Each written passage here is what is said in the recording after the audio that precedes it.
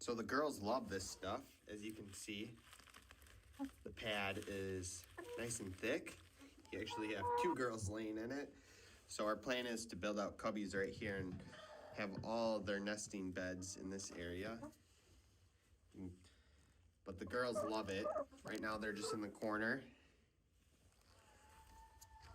Hey.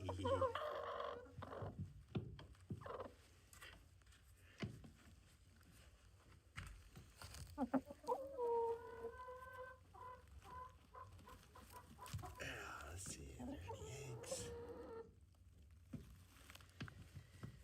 No eggs yet, but this is where they lay them, and they love these nesting beds.